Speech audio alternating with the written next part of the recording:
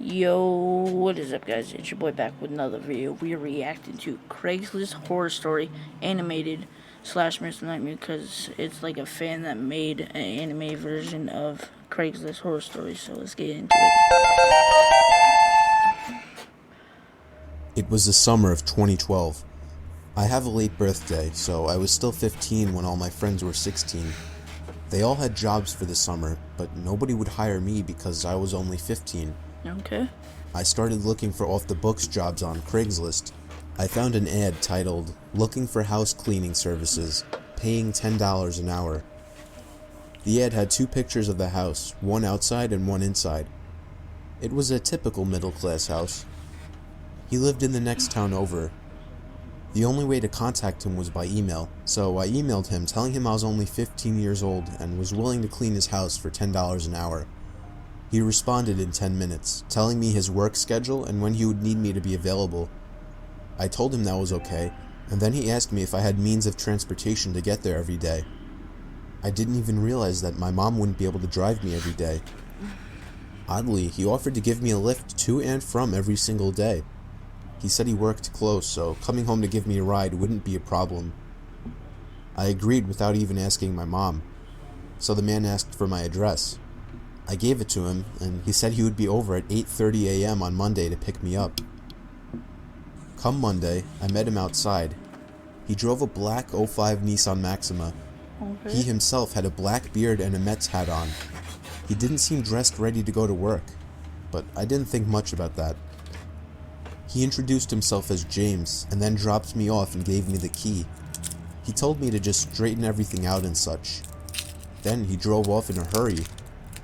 I found it really weird that he trusted me, a 15-year-old he had never met, to be in his house alone.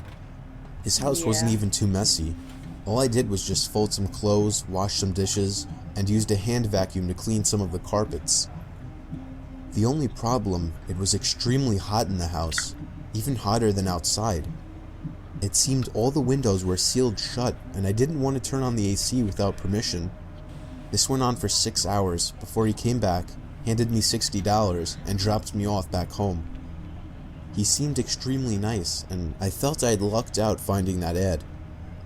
This went on for a good 2 weeks, and my mom was okay with it since James was actually paying me.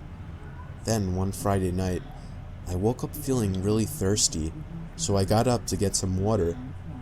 I looked out my window, and I saw somebody standing there looking into my room. Nope. I screamed, and my parents came running over, but the person That's why I need blinds. outside took off before they got there. The next time I went in, it was at least 100 degrees outside. I asked James if I could turn on the AC, but he said it was broken. He told me to just take off my clothes if I got hot. No. I laughed, thinking he was joking, but he was serious. I felt really uncomfortable after that. He dropped me off, and I did the same work that I had been doing. It was at least 105 degrees in the house. I had to work shirtless and constantly go outside where it was just a little cooler.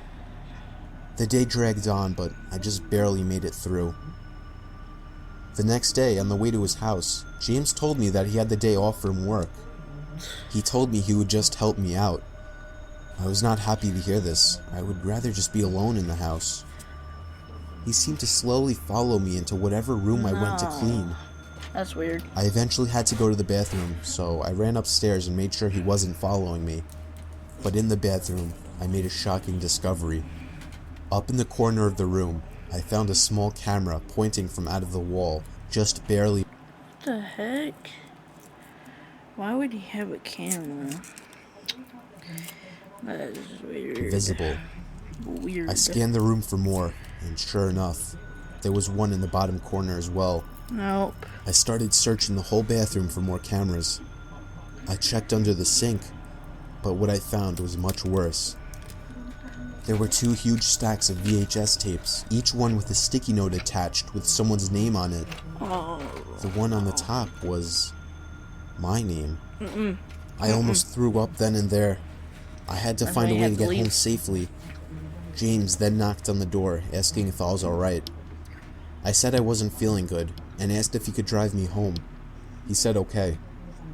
I stepped outside and he told me he had to go as well, so he stepped into the bathroom.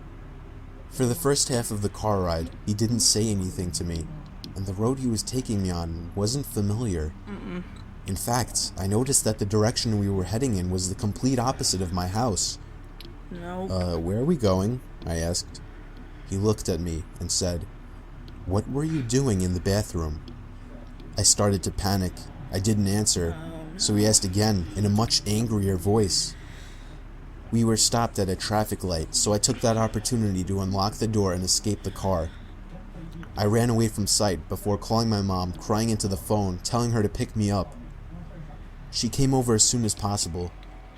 She immediately reported James, and the police found the tapes under her sink. Some of the tapes contained much worse things than kids just cleaning the house. No. The scariest thing, some of the kids seen in the tapes are still missing to this day. Oh, jeez. He was arrested and tried for child pornography, kidnapping, and some other charges. I'm happy I jumped out of that car, Yeah. because I don't know where he was taking me. Probably to kill you, but if you want more reactions like that, just leave a like and subscribe. Let's get to 100 subscribers. And that's all I want to say. Have a good day, guys.